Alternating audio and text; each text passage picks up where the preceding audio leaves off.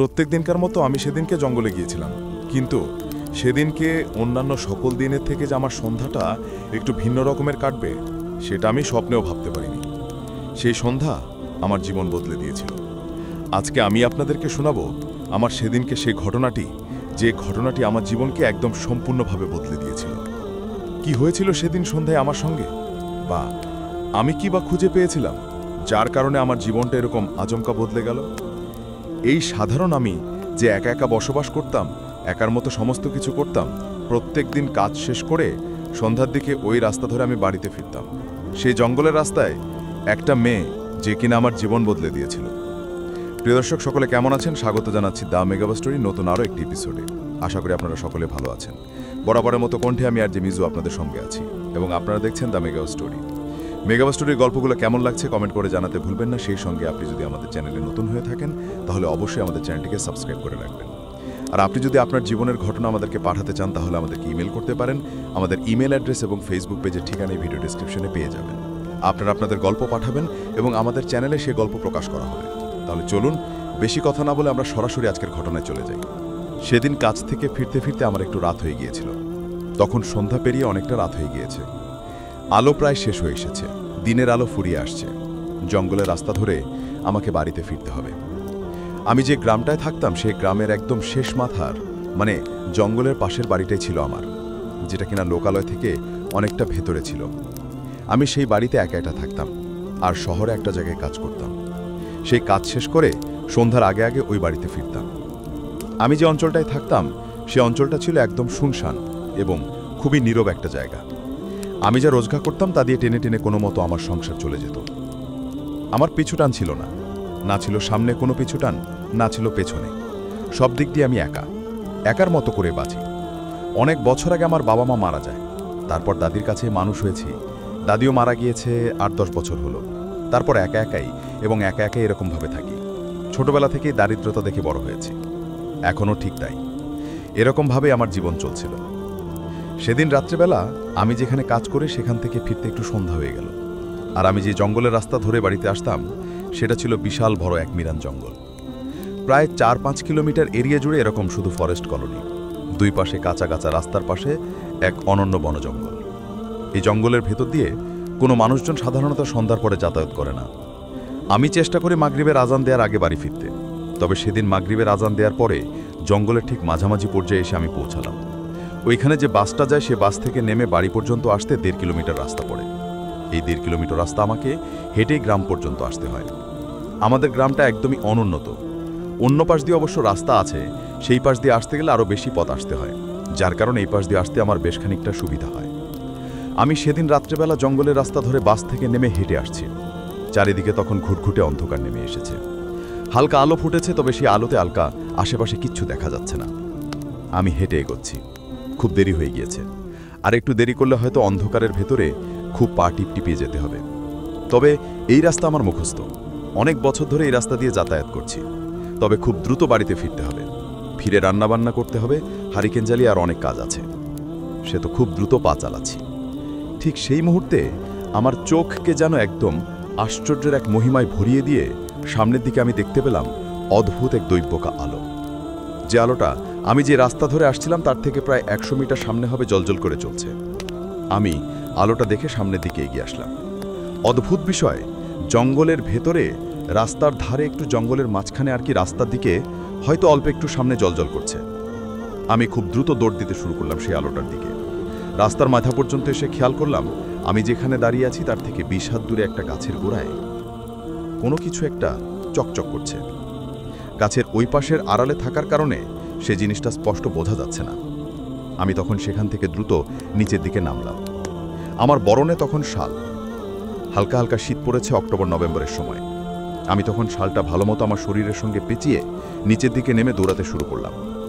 একটুখানি সামনে যেতেই আমি আমার নিজের চোখটা যেন বিশ্বাস করতে পারছিলাম না। এটি কি আদৌ সত্যি কোনো কিছু, নাকি আমি আমার নিজ চোখে কোনো ভ্রম দেখছি?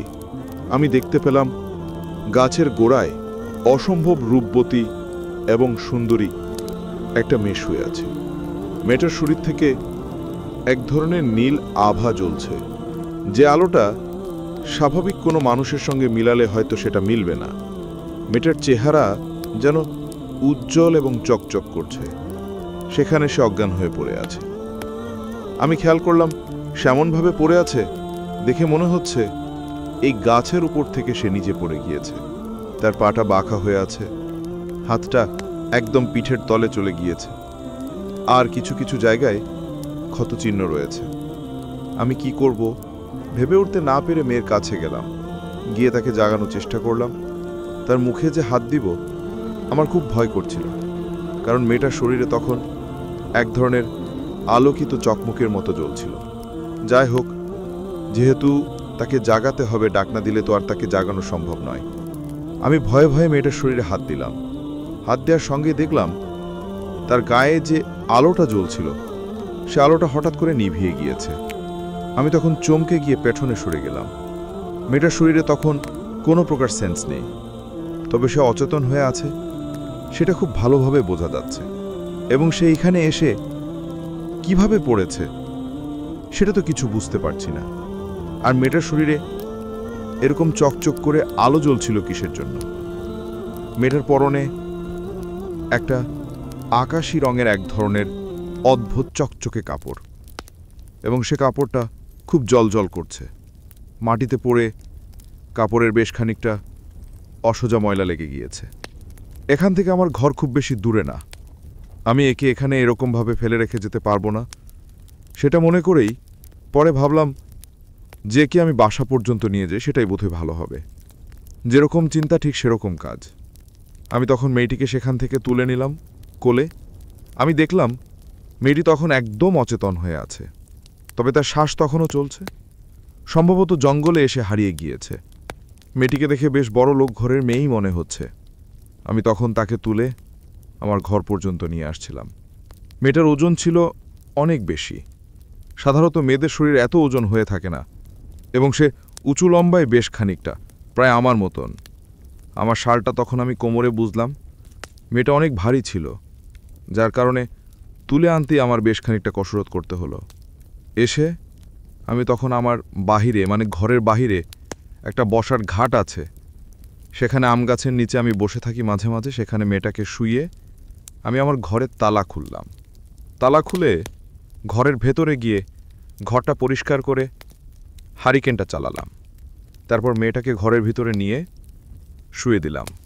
আমি দেখলাম মেয়েটার শরীর বেশ খানিকটা জ্বর, মানে খুব গরম হয়ে আছে। আমি যখন প্রথম তার শরীর স্পর্শ করেছিলাম তখন তার শরীর এতটা গরম ছিল না, ঠান্ডা ছিল। তবে এখন বেশ খানিকটা জ্বর মনে হচ্ছে। মেয়েটা শুয়ে রয়েছে, তার জ্ঞান কখন ফেরে কে জানে। আমি হারিকেনটা জ্বালিয়ে রেখেছি। হারিকেনটা জ্বালিয়ে তখন আমি বাহিরে এসে ভাবলাম কিছু রান্নাবান্না করতে হবে। আর মেয়েটার শরীরে যে সমস্ত জায়গায় টুকটাক ক্ষত ছিল সে ক্ষতটা আমি গিয়ে পরিষ্কার করলাম, এবং সেখানে যেখান দিয়ে রক্ত পড়ছিল সেই জায়গাটায় স্যাভলন লাগিয়ে তারপর সেখানে ব্যান্ডেজ করে দিলাম। তারপর আমি বাইরে আসলাম রান্না করার জন্য। বেশ খানিক্ষণ তরকারি কুটে ভাত রান্না করতে বসিয়ে দিলাম। ভাত তখন ফুটছিল চুলায়। আমি তখন অন্য সমস্ত কিছু কুটাকুটি করছিলাম। ঠিক সেই মুহূর্তে দেখলাম ঘরের ভেতর থেকে একটা জ্বলন্ত আভা জ্বলে উঠল, এবং খানিকক্ষণের মধ্যেই মেয়েটি বাহিরে এসে আমার দিকে তাকিয়ে আছে। আমি মেয়েটির দিকে এক দৃষ্টিতে তখন তাকিয়ে আছি। আমার হাতে তখন তরকারি রয়েছে কাটার জন্য। মেয়েটি আমার দিকে তাকিয়ে আছে। তারপর বেশ খানিকক্ষণ এদিকে ওদিকে তাকিয়ে আমার চোখের সামনে থেকে চোখের পলকে সেখান থেকে গায়েব হয়ে গেল। কোথায় গেল কিছু বুঝতে পারলাম না। আমার হাত থেকে সমস্ত কিছু পড়ে গেল, কারণ আমি ভয় পেয়ে গিয়েছি। ঠিক সেই মুহূর্তে আমি যখন সামনের দিকে আবার তাকালাম, দেখলাম সেই আলো আবার আমার এদিকে ফিরে আসছে, এবং মুহূর্তের ভিতরে আবার মেয়েটা আমার সামনে দৃশ্যমান হলো। আমি কিছু বুঝে উঠতে পারছিলাম না। তারপর আমার চোখের সামনে মেয়েটা আবার অজ্ঞান হয়ে গেল। কেন অজ্ঞান হয়ে গেল তাও আমি জানি না। আমি সঙ্গে সঙ্গে গিয়ে তাকে ধরে ফেললাম। দেখলাম সে আবার অজ্ঞান হয়ে গিয়েছে। মেয়েটার শরীরে একটা অদ্ভুত সুঘ্রাণ আছে। প্রত্যেকটা মানুষেরই তার শরীরে একটা অদ্ভুত সুঘ্রাণ থাকে, তবে এই মেয়েটি যে কোনো মানুষ না সেটা আমি খুব ভালোভাবেই বুঝতে পারছি। আমি তাকে আমার ঘরের ভিতরে নিয়ে গেলাম। একটু আগে তার শরীর বেশনো গরম ছিল, এখন আবার বরফের মতো ঠান্ডা হয়ে গিয়েছে। তার শরীরের গতিবিধি কোনোটাই যেন আমি বুঝতে পারছি না। খুবই অদ্ভুত বিষয় এটা। আমি যে কি করব তাই আমার মাথায় ঢুকছে না। সব মিলিয়ে আমি তখন মনে মনে ভাবলাম যে এই মেয়ে নিশ্চয় কোনো স্বাভাবিক কোনো মেয়ে নয়, এ নিশ্চয় অন্য কোনো জগৎ থেকে এসেছে, এবং যেহেতু এরকমভাবে অদৃশ্য হয়ে আবার দৃশ্যমান হয়েছে, তার মানে নিশ্চয়ই কোনো রহস্য আছে। আমি তখন আবার সেখানে চলে গেলাম। তারপর খাবার দাবার সমস্ত কিছু রেডি করে মেয়েটার জ্ঞানে ফেরার জন্য অপেক্ষা করছে। মুখে একটু একটু পানি ছিটালাম, কিন্তু তাতেও কোনো লাভ হলো না। তার জ্ঞান কখন ফেরে কে জানে। আমি হারিকেনটা জ্বালিয়ে রেখেছি। হারিকেনটা জ্বালিয়ে তখন আমি বাহিরে এসে ভাবলাম কিছু রান্নাবান্না করতে হবে। আর মেয়েটার শরীরে যে সমস্ত জায়গায় টুকটাক ক্ষত ছিল, সে ক্ষতটা আমি গিয়ে পরিষ্কার করলাম, এবং সেখানে যেখান দিয়ে রক্ত পড়ছিল সেই জায়গাতে স্যাবলন লাগিয়ে তারপর সেখানে ব্যান্ডেজ করে দিলাম। তারপর আমি বাইরে আসলাম রান্না করার জন্য। বেশ খানিকক্ষণ তরকারি উঠে ভাত রান্না করতে বসিয়ে দিলাম। ভাত তখন ফুটছিল চুলায়। আমি তখন অন্যান্য সমস্ত কিছু কুটাকুটি করছিলাম। ঠিক সেই মুহূর্তে দেখলাম ঘরের ভেতর থেকে একটু জ্বলন্ত আভা জ্বলে উঠল, এবং খানিকক্ষণের মধ্যেই মেয়েটি বাহিরে এসে আমার দিকে তাকিয়ে আছে। আমি মেয়েটির দিকে এক দৃষ্টিতে তখন তাকিয়ে আছি। আমার হাতে তখন তরকারি রয়েছে কাটার জন্য। মেয়েটি আমার দিকে তাকিয়ে আছে। তারপর বেশ খানিকক্ষণ এদিকে ওদিকে তাকিয়ে আমার চোখের সামনে থেকে চোখের পলকে সেখান থেকে গায়েব হয়ে গেল। কোথায় গেল কিছু বুঝতে পারলাম না। আমার হাত থেকে সমস্ত কিছু পড়ে গেল, কারণ আমি ভয় পেয়ে গিয়েছি। ঠিক সেই মুহূর্তে আমি যখন সামনের দিকে আবার তাকালাম, দেখলাম সেই আলো আবার আমার এদিকে ফিরে আসছে, এবং মুহূর্তের ভিতরে আবার মেয়েটা আমার সামনে দৃশ্যমান হলো। আমি কিছু বুঝে উঠতে পারছিলাম না। তারপর আমার চোখের সামনে মেয়েটা আবার অজ্ঞান হয়ে গেল। কেন অজ্ঞান হয়ে গেল তাও আমি জানি না। আমি সঙ্গে সঙ্গে গিয়ে তাকে ধরে ফেললাম। দেখলাম সে আবার অজ্ঞান হয়ে গিয়েছে। মেয়েটার শরীরে একটা অদ্ভুত সুঘ্রাণ আছে। প্রত্যেকটা মানুষেরই তার শরীরে একটা অদ্ভুত সুঘ্রাণ থাকে, তবে এই মেয়েটি যে কোনো মানুষ না সেটা আমি খুব ভালোভাবে বুঝতে পারছি। আমি তাকে আমার ঘরের ভিতরে নিয়ে গেলাম। একটু আগে তার শরীর বেশনও গরম ছিল, এখন আবার বরফের মতো ঠান্ডা হয়ে গিয়েছে। তার শরীরের গতিবিধি কোনোটাই যেন আমি বুঝতে পারছি না। খুবই অদ্ভুত বিষয় এটা। আমি যে কি করব তাই আমার মাথায় ঢুকছে না। সব মিলে আমি তখন মনে মনে ভাবলাম যে এই মেয়ে নিশ্চয় স্বাভাবিক কোনো মেয়ে নয়, এর নিশ্চয় অন্য কোনো জগৎ থেকে এসেছে, এবং যেহেতু এরকমভাবে অদৃশ্য হয়ে আবার দৃশ্যমান হয়েছে, তার মানে নিশ্চয় কোনো রহস্য আছে। আমি তখন আবার সেখানে চলে গেলাম। তারপর খাবার দাবার সমস্ত কিছু রেডি করে মেয়েটার জ্ঞানে ফেরার জন্য অপেক্ষা করছি। মুখে একটু একটু পানি ছিটালাম, কিন্তু তাতেও কোনো লাভ হলো না। তার জ্ঞান কখন ফেরে সে বিষয়ে আমার কোনো কিছু জানা নেই। আমি তার জন্য অপেক্ষা করে আছি। আমার প্রচণ্ড ক্ষুধা লেগেছিল বলে আমি তখন খাবার খেয়ে ঘরের ভিতরে গিয়ে একটা চেয়ারের উপর বসলাম, কারণ আমি যে খাটে ঘুমাই সে খাটে তো সে ঘুমিয়ে আছে। পরে ভাবলাম যে যেহেতু সে এরকমভাবে শুয়ে আছে, আমার এখানে থাকা তো ঠিক হবে না, কারণ সে একটা মেয়ে মানুষ আর তার শরীরের কাপড় সবসময় ঠিক থাকে না। আমি তখন সেখান থেকে এসে আমার বাহিরে যে চৌকিটা পাতা আছে সে চৌকির ওপর শুয়ে পড়লাম, ঘুমিয়ে পড়লাম, এবং কখন যে চোখ লেগে আসলো আমি জানি না। রাত তখন বেশ গভীর, অনেকটা রাত হয়েছে সেটা দেখেই বোঝা যাচ্ছে। আচমকা আমার চোখ খুলে গেল, হয়তো টেনশনে। চোখ খুলে আমি খেয়াল করলাম মেয়েটা ঠিক আমার পায়ের কাছে বসে আছে। কেন বসে আছে বা কিসের জন্য এখানে এসেছে আমি জানি না। আমি উঠে সঙ্গে সঙ্গে লাফ দিয়ে পেছনে সরে গেলাম। শরীরকে বুকে ধরে নিয়ে বললাম, কি যে আপনি কে, এবং আপনি এখানে এসে এরকম হয়ে বসে আছেন কিসের জন্য? তারপর ঘরের ভিতর তাকাতে দেখলাম হারিকেন তখনও জ্বলছে, কিন্তু মেয়েটা বাইরে এসে জুনজুল ছেড়ে দিয়ে আমার দিকে তাকিয়ে হা করে বসে আছে। তারপর আমি মেয়েটাকে আবার জিজ্ঞেস করতে লাগলাম যে আপনি কে, এবং আপনি জঙ্গলের ওখানে এরকম হয়ে পড়েছিলেন কিসের জন্য, আপনি কোত্থেকে এসেছেন? মেয়েটা তখনও চুপ। মেয়েটা তখন উত্তর দিল যে এটা কোন জায়গা এবং আমি কোথায় আছি। আমি তখন বললাম যে এটা আমার বাড়ি এবং আপনি এখন অমুক জায়গায় আছেন। এটা বলতেই দিয়ে সে বলল এটা কোন জায়গা আর আপনি কে? আমি তখন বললাম যে আমি এখানে থাকি, এটা আমার ঘর এবং আমার নাম অমুক। এ কথা বলতেই মেয়েটি তখন বলল আপনি মানুষ? আমি বললাম যে হ্যাঁ। তাই বলেই সে প্রায় এক প্রকার আমার উপর হামলে পড়ার মতো অবস্থা এবং আমাকে গলা চিপে ধরে মেরে ফেলবে এরকম একটা অবস্থা। আমি তখন খানিকটা সামলে তাকে এটা ধাক্কা দিয়ে পিছনে সরিয়ে দিলাম। তারপর আমি তাকে বললাম যে আপনি আমাকে এরকম করছেন কিসের জন্য? আপনি আপনার জীবন বাঁচিয়েছি, আপনি জঙ্গলের ধারে অচেতন অবস্থায় পড়েছিলেন, সেখান থেকে আমি আপনাকে এখানে নিয়ে এসেছি। এই বুঝে জীবন বাঁচানোর প্রতিদান। মেয়েটি তখন চুপচাপ করে সেখানে বসলো, তারপর বলল যে আমি কোনো আশরাফুল মাখলুকাত না, আমি জিন জাতিদের মধ্যে একজন এবং আমি একটা জিন এবং আমি জিনের জগৎ থেকে এসেছি, কিন্তু আমি মানুষের জগতে এসে কীভাবে বুঝলাম সেটা তো আমি বুঝতে পারছি না, আমি তো উপর দিয়ে। তখন সে বলতে লাগলো যে হ্যাঁ মনে পড়েছে, আমি এদিক দিয়ে যখন যাচ্ছিলাম তখন হচ্ছে আমাকে এক বান কেউ একজন উপর থেকে নিচের দিকে মারে আমার গায়ের উপর, এবং সেটার লাগার পর আমি সঙ্গে সঙ্গে নিচে পড়ে যাই। সম্ভবত কোনো মানুষতান্ত্রিকের কাজ। আমার আব্বাজান বলেছিলেন যে মানুষতান্ত্রিকটা অনেক খারাপ হয়। এর আগে আমি তার নজির আমার আব্বাজানের সঙ্গে থাকতে দেখেছি, তবে এবার যে সত্যি সত্যি সেটা আমার উপর পড়বে আমি সত্যিই ভাবতে পারিনি। তারপর আমি উড়ে অনেকটা পথ আসার পর হঠাৎ করে আমি অচেতন হয়ে পড়ি, এবং কীভাবে অচেতন হয়ে পড়ি আমি আসলে বলতে পারবো না। তারপর আমার আর কিছু মনে নেই। আমার কাছে মনে হয়েছে যে সেই তান্ত্রিক বা সেই মানুষটা হয় আপনি, এজন্যই আমি আপনার গলা চিপে ধরেছি, আপনি দয়া করে কিছু মনে করবেন না। আমি তখন বললাম না, আমি কিছু মনে করিনি, আপনি এসব নিয়ে একদমই চিন্তা করবেন না, আমি সত্যি কিছু মনে করিনি। তারপর মেয়েটিকে ঘরের ভিতর আবার নিয়ে যাওয়া হলো। মেয়েটা বেশ দুর্বল ছিল, সে পড়ে যাচ্ছিল, আমি যে তাকে ধরতে আসে কোনো কিছু বললো না। তারপর তাকে ধরে আমি আবার ঘরের ভিতরে নিয়ে গেলাম, মেয়েটাকে শুইয়ে দিলাম, বললাম আপনি বিশ্রাম করুন, আপনার কিছু খেয়ে নেওয়া উচিত, আমি মনে হয় যে খাওয়া দাওয়া করলে আপনি হয়তো খানিকটা এনার্জি ফিরে পাবেন। মেয়েটি তখন বলল যে আমার নাম হচ্ছে রূপান এবং আমি অমুক জায়গায় থাকি, আমি ওইখানকার এক সর্দার নির্মে এবং আমি সেখানে ফিরে যাচ্ছিলাম, কিন্তু আমি এখন যে পরিস্থিতির মধ্যে আছি এরকম অসুস্থ অবস্থায় আমি এখান থেকে ফিরে যেতে পারবো না।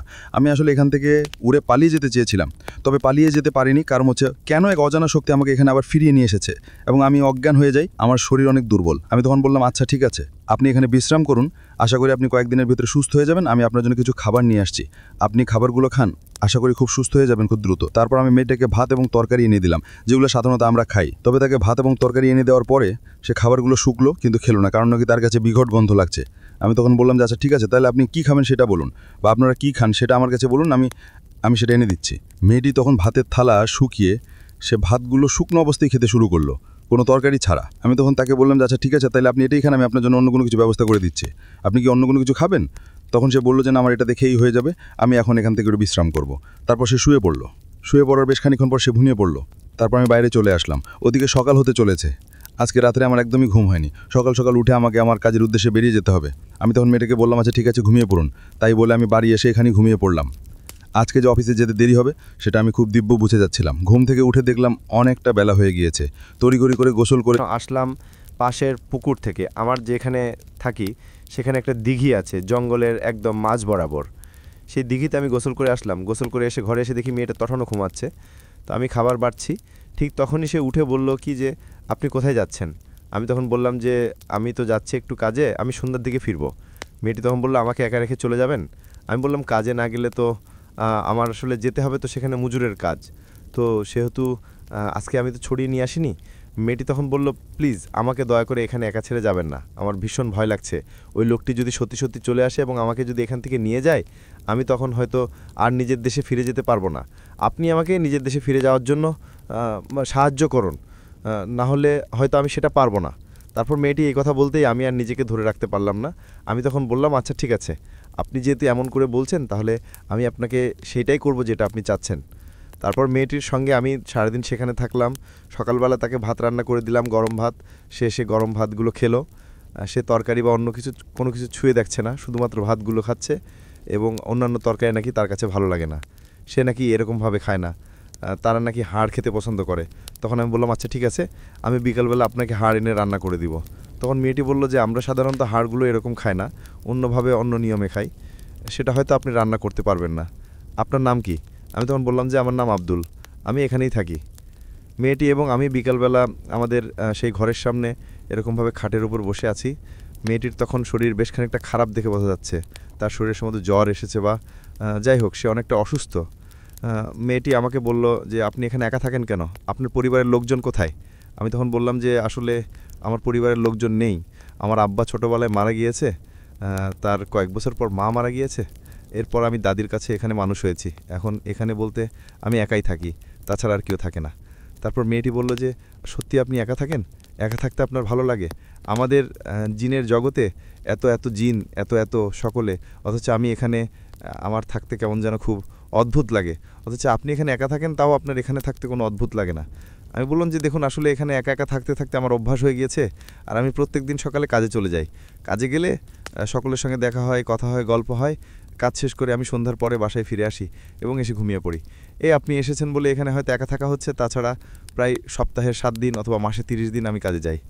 তারপর বলল তারপরও আত্মীয় স্বজন না থাকলে খারাপ লাগে না? আমি বললাম প্রায় একটু লাগে, তবে কিছু করার নেই এটাই। তারপর আমি বললাম যে আপনি তো শুধুমাত্র ভাত খেয়ে আছেন, আপনি আর কি খাবেন যেটা আমি আপনাকে খাওয়াতে পারি? তারপর মেয়েটি বলল আমার তো একটু মিষ্টি খেতে ইচ্ছা করছিল, এই সময়টাতে আমি মিষ্টি খাই। আমি বললাম আচ্ছা ঠিক আছে, আপনি ঘরে গিয়ে একটু বিশ্রাম করুন, আমি হাট থেকে আসছি, এখান থেকে আমাদের হাটটা খুব বেশি দূরে না, আমি হাটে গিয়ে দেখি মিষ্টি পাওয়া যায় কিনা। আমাদের গজানন্দ নামে একটা দোকান আছে, গজানন্দ মশাই খুব সুন্দর মিষ্টি বানায়, আপনি কি মিষ্টি খাবেন বলুন? সে বলল আমি তো মানুষের বানানো মিষ্টি কখনো খাইনি, তবে একবার নিয়ে এসেছিল আমার এক চাচা, অনেক দূর থেকে এক ধরনের লাড্ডু নিয়ে এসেছিল আর এক ধরনের ছানার মিষ্টি নিয়ে এসেছিল, খুব সুস্বাদে খেতে ছিল, যদি সেটা পান তাহলে নিয়ে আসবেন। আমি বললাম আচ্ছা ঠিক আছে, আপনি তাহলে বসুন, আমি তাহলে যাই। তাই বলে তাকে ঘরের ভিতরে রেখে আমি বাড়ি থেকে সিটকারি মেরে দিলাম। বললাম এতে করে কেউ বুঝতে পারবে না যে ঘরের ভিতরে কেউ আছে, কেউ আসলে ফিরে যাবে, তবে আপনি কিন্তু কোনো শব্দ করবেন না। আমি বললাম আচ্ছা ঠিক আছে, তাহলে যাই। তারপর মেয়েটি ঘরের ভিতরে সেরকমভাবে বসে রইল। আমি বাজারে গিয়ে তার জন্য দই, তারপর সেই ছানা মিষ্টি, আরও কয়েকটা মিষ্টি নিলাম। যদি আমার কাছে খুব বেশি টাকা ছিল না, তবু মেয়েটা খেতে চেয়েছে। মেয়েটাকে দেখতে এত বেশি প্রাণোজ্জ্বল আর এত বেশি সুন্দর যে প্রথম দেখায় আমি যেন তার প্রেমে পড়ে গিয়েছি, এমনটাই মনে হতে লাগলো। কারণ এর আগে কোনো মেয়ের এতটা কাছাকাছি সত্যি আমি কোনো দিন যাইনি। এই প্রথমবার তার এতটা কাছাকাছি যেতে পেরে সত্যি আমার কাছে অন্যরকম লাগছিল, এবং তার প্রতি এক প্রকার মায়াময় ভাব আমার চলে এসেছিল, যেটা কিনা আমার সত্যি খুব অন্যরকম লাগছিল। মেয়েটা তখনও হয়তো ঘরের ভিতরে বসে আছে, সেই চিন্তা করে আমি খুব দ্রুত গতিতে বাড়ির দিকে চলে আসি এবং চিন্তা করি যে বাড়িতে এসে যখন তাকে এটা দিব তখন নিশ্চয়ই সে খুশি হবে। আমি এসে দেখলাম মেয়েটা ঘুমিয়ে পড়েছে। আমি তার পাশে সেই জিনিসটা রাখলাম, সে ঘুমিয়ে আছে, আমাকে রাত্রের জন্য রান্না করতে হবে। তারপর আমি রাত্রের জন্য রান্না করতে শুরু করলাম। রান্না করার এক পর্যায়ে দেখলাম মেয়েটা উঠে বারান্দায় এসে বসেছে এবং আমার দিকে এক ধ্যানে তাকিয়ে আছে। হাঁড়িখানার আলো জ্বলছে, আমার ঘরে তখন কোনো আলো নেই, হাঁড়িখানার আলো ছাড়া। সে এসে রান্নাঘরের পাশে একটা টোল নিয়ে বসলো।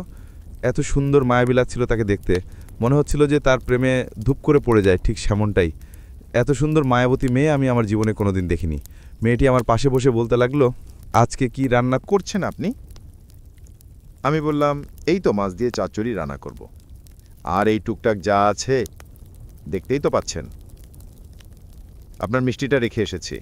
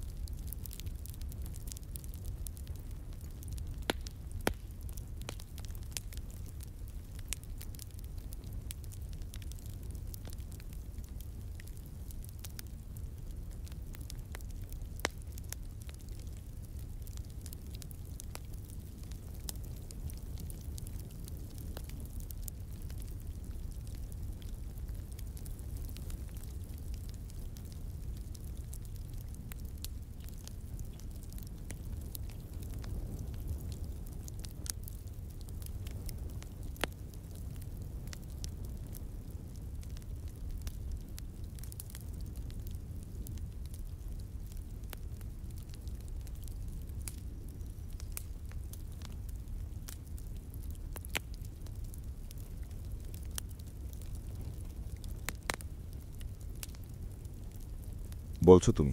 তোমার লাশের উপর দিয়ে নিয়ে যাবে কিসের জন্য? তুমি আমাকে যে উপকারটা করছো, আমি চাই না যে আমার জন্য তোমার কোনো ক্ষতি হোক। আমি বললাম, আহা, তুমি এতটা চিন্তা করো না তো। আমিও তখন তুমি বলে ফেললাম। তারপর মেয়েটা আমার দিকে হাঁ করে তাকিয়ে রয়েছে, আমিও তার দিকে তাকিয়ে রয়েছি। পরীটা যে এত সুন্দর! আমি তখন তার সঙ্গে যেতে শুরু করলাম এবং রাস্তার মাথা পর্যন্ত চলে আসলাম। তারপর সেখান থেকে একটা ভ্যানে চড়ে আমি যাচ্ছি। আমি পুরো ভ্যানটা রিজার্ভ করে নিলাম, কারণ অন্য কেউ যদি ওর পাশে উঠে বসে তাহলে তো সমস্যা হয়ে যাবে। ফাঁকা সিট দেখলেই সে বসে পড়বে, তখন তো ওর কোলে বসে পড়বে। ও বলেছে যে ওকে অদৃশ্য অবস্থায় দেখা যাচ্ছে। তখন ও আমাকে বলল, আরে না রে বাবা, আমাকে দেখা যাচ্ছে। এখন তো আমি দৃশ্যমান হতে পারি, তাই না? আমি একটা মানুষের বেশে আছি, আমাকে যেরকমভাবে দেখতে পাচ্ছ ঠিক সেরকমভাবেই দেখা যাচ্ছে।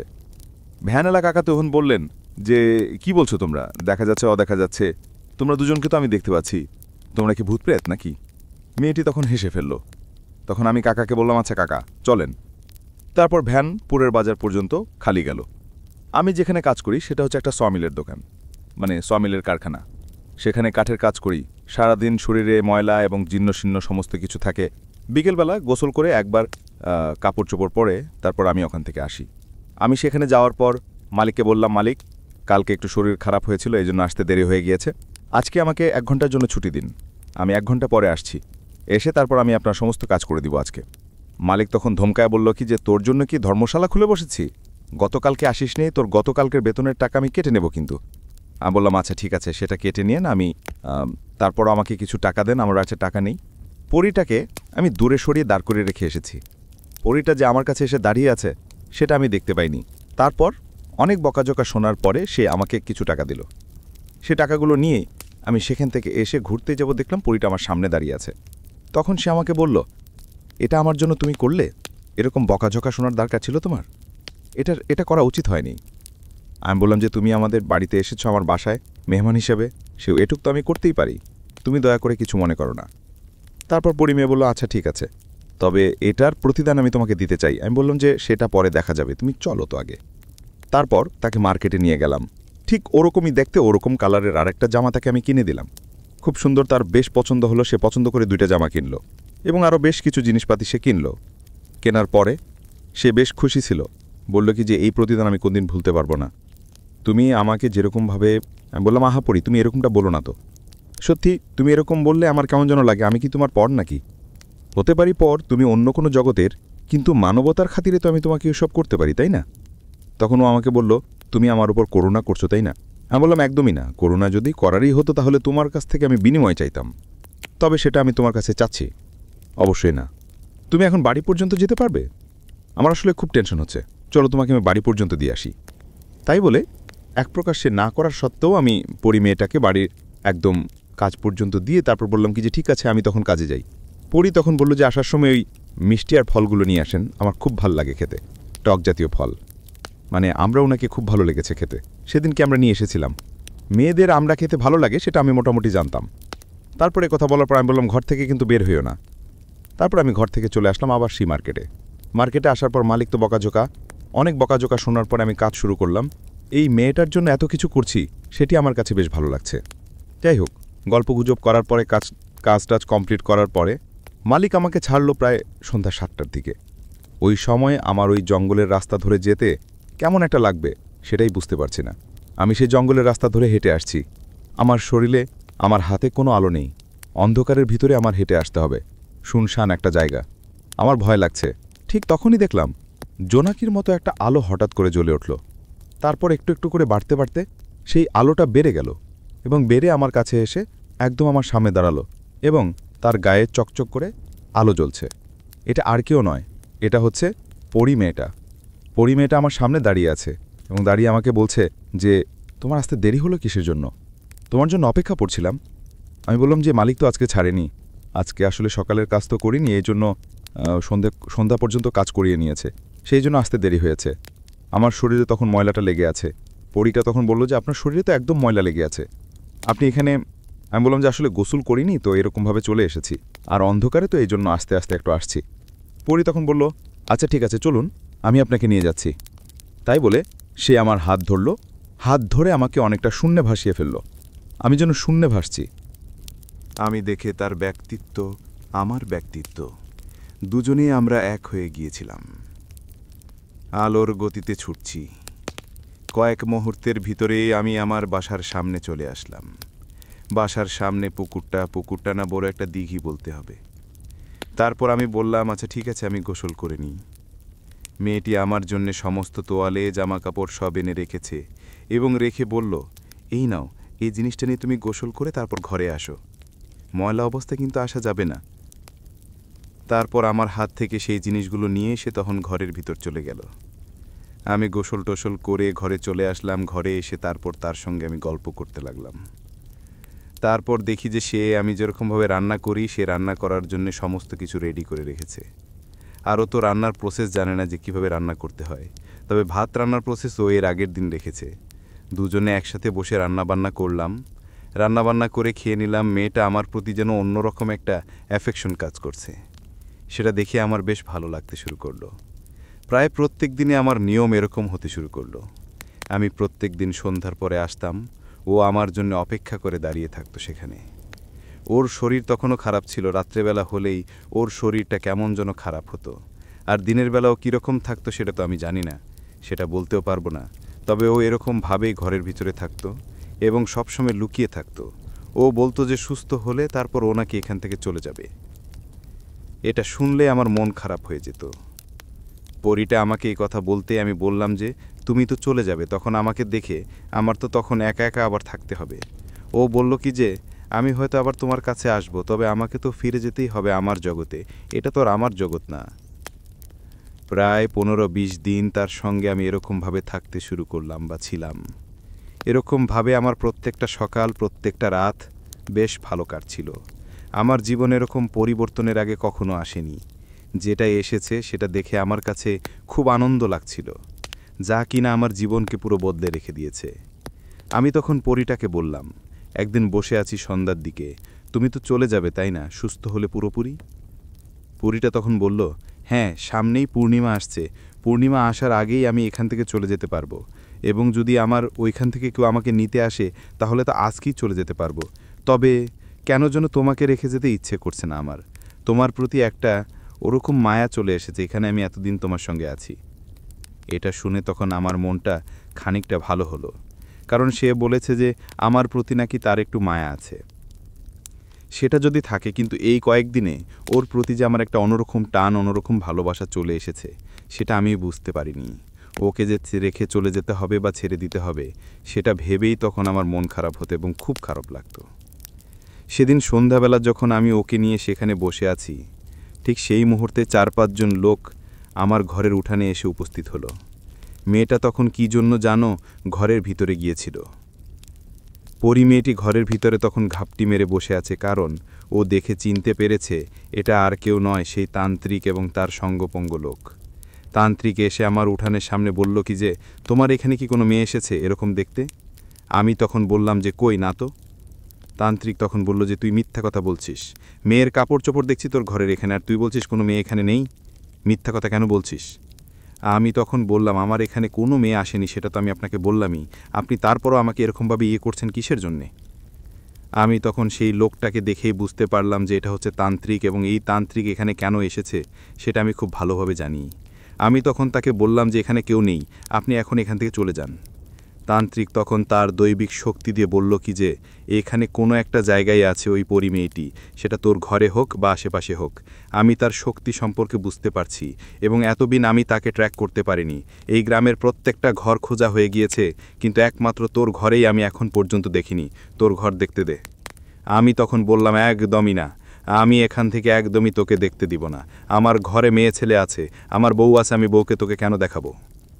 তান্ত্রিক তখন বলল যে আচ্ছা তাই বুঝি, ঠিক আছে তাহলে থাক।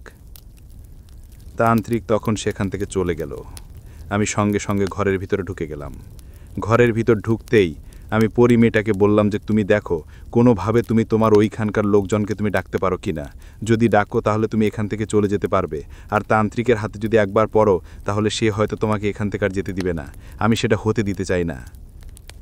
পরি মেয়েটা তখন বলল যে তুমি বাইরে কি বললে, আমি তোমার বউ? আমি বললাম যে সেটা না বললে কি আমি তোমাকে বাঁচাতে পারতাম? আমি জানি যে তান্ত্রিক আশেপাশেই আছে, আমি পরীটাকে বলতে লাগলাম, আমি জানি যে ও আশেপাশেই আছে এবং ও বুঝতে পেরেছে তোমার শরীরের গন্ধ শুকিয়ে ফেলেছে, বুঝতে পেরেছে যে ও এখানে এরকমভাবে ঘাপটি মেরে বসে আছে, সেজন্য তোমাকে ছেড়ে এখান থেকে কোনোভাবে যাবে না, আশেপাশে বসে আছে এবং সেটা দেখতে লাগবে। পরিমিটা তখন বলল যে আচ্ছা ঠিক আছে, সেটা আমি জানি, কিন্তু এখন আমার কিছু করার নেই, আমি আমার শক্তি দিয়ে এখান থেকে বেরিয়ে যেতে পারবো না, আমাকে তোমার সঙ্গে এখানে থাকতে হবে। তাই বলে পরীটা আমার কাছাকাছি ঘেঁষে আমার শরীরের সঙ্গে ঘেঁষে শুলো। এর আগে এমনটা হয়নি, সাধারণত ও ওপরে শুতো আর আমি বাইরে শুতাম, না হলে নিচে শুতাম, কিন্তু ও আমার শরীরের সঙ্গে ঘেঁষে শুলো। তবে বলল যে আমি তোমার শরীরের সঙ্গে যদি ঘেঁষে শুয়ে থাকি তাহলে তোমার শরীরে যে সুঘ্রাণ আছে বা তোমার যে গন্ধ আছে সেটা মিশে একাকার হয়ে যাবে, তখন ও আমাকে আর ধরতে পারবে না, মনে করবে যে আমি এখান থেকে চলে গিয়েছি। তাই বলে ও আমাকে জড়িয়ে ধরল এবং আমি না চাইতেই ওকে জড়িয়ে ধরতে হলো। আর পরিমেয়েটির শরীর এত বেশি নরম ছিল যে আমি শুধুমাত্র তাকে বাঁচানোর উদ্দেশ্যেই এরকমটা করতে লাগলাম। তবে আমার কাছে কেন যেন মনে হচ্ছিল সে উদ্দেশ্যপ্রবণভাবেই আমাকে জড়িয়ে ধরেছে। তবে সেটা আমি মনে মনে ভাবছিলাম, বাস্তবিত নাও হতে পারে। যাই হোক, আমাদের রাত সেরকমভাবেই কাটল। সকালবেলা উঠে দেখি পরীটি আমার বুকের ওপর শুয়ে আছে। আমি তখন লজ্জা পেয়ে সেখান থেকে সরে গেলাম। পরীটাও নিশ্চয় লজ্জা পেয়েছে। সকালবেলা উঠে আমি তখন ভাবলাম যে আজকে কাজে যাওয়া যাবে না, আজকে রাত্রেই হচ্ছে ফুল পূর্ণিমা এবং এই পূর্ণিমার রাতে তোমাকে এখান থেকে যেভাবেই হোক বের করে দিতে হবে। আজকেই তো তুমি যাওয়ার সক্ষমতা অর্জন করবে, তাই না? আমি তখন বললাম যে তাহলে আজকে রাত্রে প্রস্তুত থেকো, তোমাকে এখান থেকে যেতেই হবে। তারপর আমি বললাম যে আজকে আমি কাজে যাব না, তুমি থাকো এখানে, আর তান্ত্রিকটা যে কোনো সময় এখানে চলে আসবে। যেমন কথা ঠিক তেমনটাই কাজ। ওদিন সকালের পরপর তান্ত্রিক এসে উপস্থিত। বলল কি যে তুই কিন্তু সত্যি সত্যি বলে দে যে তোর ঘরে কে আছে, যদি বলে দেস তাহলে তোকে আমি পুরস্কার করব। যদি তোর ঘরে ওই পরীটা থেকে থাকে তাহলে বের করে দে আমাদেরকে, যদি সেটা না করিস তাহলে তোর ক্ষতি করব। আমি বললাম যে সত্যি নেই রে বাবা, তোরা এখান থেকে যা, আমার ঘরে যে আছে সে আমার স্ত্রী। তখন আমার সেই পরী মেয়েটি একটা অন্য মেয়ের রূপ ধারণ করে ঘর থেকে বাইরে বের হয়ে আসলো। বলল যে হ্যাঁ গো, কে রে, কে এসছে বাইরে? আমি তখন বললাম যে ওই কিছু না, আমাদের এখানকার এক লোক কাকে যেন খুঁজছে। তাই বলে এসে বলল একটু এদিকে আসো তো। এটা বলে এসে তার কাছে নিয়ে তার সাথে প্রায় একদম তার কাছাকাছি ঘেঁষে বলল কি যে কোনো কথা বলবে না, তুমি চুপচাপ আমার সঙ্গে দাঁড়িয়ে থাকো, আমরা যদি স্বামী স্ত্রী অ্যাক্টিং করতে পারি তাহলে হয়তো ওরা চলে যেতে পারবে, আর আমরা কাছাকাছি থাকলে ও আমার গায়ের ঘ্রাণ খুঁজে পাবে না। আমি তখন তার খুব কাছাকাছি গেলাম। সত্যি সত্যি তান্ত্রিক তখন বিশ্বাস করে চলে গেল যে হ্যাঁ, সম্ভবত এখানে ওই পরীটা নেই, কারণ পরীটা থাকলে তার গায়ের সে সুঘ্রাণ ট্র্যাক করা যেত, কিন্তু সেটা ওই তান্ত্রিকটা ধরতে পারছে না।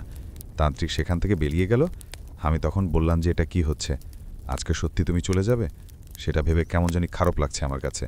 পরীটা তখন বলল যে আমাকে তো যেতেই হবে আমার জগতে ফিরে না গেলে হয়তো আমি আর কোনোদিন ফিরে যেতে পারবো না, এই পূর্ণিমায় আমাকে যেতে হবে। আর এই তান্ত্রিক যদি কোনোভাবে আমাকে দেখে ফেলে বা আমাকে ছুঁয়ে ফেলে তাহলে আমি এখান থেকে কখনো বের হতে পারবো না। আর আমি আমার এলাকার লোকজনকে সিগন্যাল পাঠিয়ে দিয়েছি, তারা খুব শীঘ্রই আমার এখানে চলে আসবে। আমি আজকে সন্ধ্যার দিকেই চলে যাব এবং সন্ধ্যার দিকেই আকাশে ফুল জ্যোৎস্না বের হবে, তখন আমি এখান থেকে বেরিয়ে যাব। আমার মন ভীষণ খারাপ ছিল, কারণ এতদিন আমি পরিমেন্টের সঙ্গে থেকেছি, আর আজকে এরকম একটা মায়াময় দিনে যে কিনা আমাকে জড়িয়ে ধরে এখান থেকে চলে যাবে, সেটা কি ভালো লাগবে? অবশ্যই না, খুব খারাপ লাগবে আমার, এবং সেরকমটাই আমার কাছে লাগছিল। আমি প্রায় সন্ধ্যা হওয়া পর্যন্ত অপেক্ষা করলাম। তারপর রাত তখন গভীর হলো, রাত 9টা বাজে।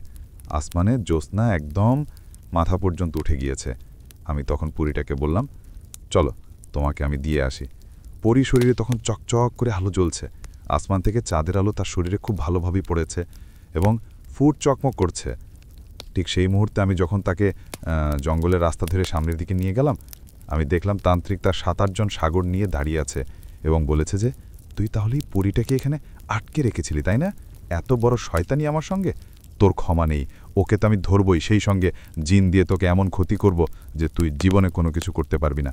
তখন আমি সেই তান্ত্রিককে বললাম যে তুই ওর কোনো কিছু করতে পারবি না, পরী তুমি এখান থেকে যাও। ঠিক সেই মুহূর্তে পরীকে সেই তান্ত্রিক ধরে ফেলে এবং আমি তখন চিৎকার করতে শুরু করি, কিন্তু কোনোভাবে কিছু করতে পারছিলাম না, চারদিকে যেন ধরাশায়ী হয়ে গেল। ঠিক সেই মুহূর্তে আমার একটা অবাক করে দিয়ে খেয়াল করলাম ওপর থেকে এক ধরনের দৈবিক আলো সেই তান্ত্রিকের গায়ে এসে পড়ল, এবং আমি খেয়াল করলাম ওপর থেকে 7-8টা ধোঁয়া নিচের দিকে নেমে আসতেছে এবং সেই ধোঁয়াগুলো আস্তে আস্তে করে এক একটা কালো ছায়ায় পরিণত হয়ে গেল।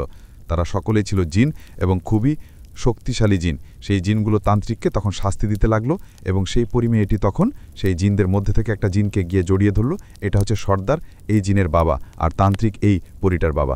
তখন সে আমাকে ইশারা দিয়ে দেখালো এবং বলল যে ওই লোকটি আমাকে এদের হাত থেকে বাঁচিয়েছে। তারপর মেয়েটি বলল যে আমাকে এখন চলে যেতে হবে, তুমি ভালো থেকো। জিন লোকটা তখন বলল যে তোমাকে অনেক ধন্যবাদ, তুমি আমাদের মেয়েকে উদ্ধার করেছ। তারপর আমার চোখের সামনে থেকে সেই পরীটা গায়েব হয়ে গেল। আমি এজন্য সেখানে কান্নায় ভেঙে পড়লাম, কারণ আমার কাছে এত খারাপ লাগছিল, আমি পরীটাকে হারিয়ে ফেললাম মনে হয়। সেরকম আমার কাছে মনে হচ্ছিল, কারণ হারানোর মতোই একটা জিনিস আমি পেয়েছিলাম যেটা আমি হারিয়ে ফেলেছে। সবথেকে মূল্যবান বস্তু যেটা আমার জীবনকে সমৃদ্ধ করেছিল, আমার জীবনকে পরিবর্তন করে দিয়েছিল, আমার কাছে খুব কষ্ট লাগতে শুরু করলো। ওখান থেকে ফিরে আসার পর আমার জীবন যেন এক অন্যরকম অধ্যায় হয়ে গেল। আমি খুব কষ্টে জীবন কাটাতে শুরু করলাম। আমি জানি না যে মেয়ে তো তখন আর ফিরে আসবে কিনা। আমি সম্পূর্ণ অনিশ্চিত ছিলাম। সেই তান্ত্রিককে তারা সেখানে এমনভাবে অপমান করে দিয়ে গেল যে সেই তান্ত্রিক আর পুনরায় কোনোদিন আমার কাছে ফিরে আসার সাহস করেনি। পরীটা যাওয়ার পর আমার দুনিয়ার যেন সম্পূর্ণরূপে অন্ধকার হয়ে গেল এবং এত পরিমাণ খারাপ লাগছিল আমার, আমি বলে বোঝাতে পারবো না। যাই হোক, এরকম করে প্রায় 3 থেকে 4 মাস সময় কেটে গেল। এই 3-4 মাস আমি পরীটার যন্ত্রণায় এত পরিমাণ পুড়েছি যে বলে বোঝাতে পারবো না। একদিন সন্ধ্যায় মন খারাপ করে আমি জঙ্গলের পাশের সেই দিঘির পাড়ে বসেছিলাম। এত পরিমাণ খারাপ লাগছিল, ঠিক সেই মুহূর্তে আমার নাকে অদ্ভুত একটা সুঘ্রাণ ভেসে আসতে লাগলো। এটা আমার খুব পরিচিত একটা সুঘ্রাণ এবং এই সুঘ্রাণ আমি খুব ভালোভাবেই চিনি। আমি পেছনের দিকে তাকাতেই দেখলাম আকাশী কালের সেই আগের মতোই একটা জামা পরা, তার শরীরেও দৈবক আলো জ্বলছে এবং আমার মতোই সেই অদ্ভুত এক দৈবক চকচকে আলো পেছনে জ্বলছে। এবং সেটা দেখে আমার বুঝতে একটুও বাকি রইল না, এটা পরী মেয়েটি আমার রূপবান আমার কাছে হয়তো ফিরে এসেছে। কিন্তু সেটা আমার প্রেমিকা হিসেবে নাকি অন্য কোনো রূপে আমি বলতে পারবো না। তারপর আমাকে কাছে এসে বলল কি, কেমন আছো তুমি? আমি বললাম ভালো আছি, তুমি কেমন আছো? তাই বলে এসে এক আগুনের গতিতে আমার কাছে দৌড়ে আসলো।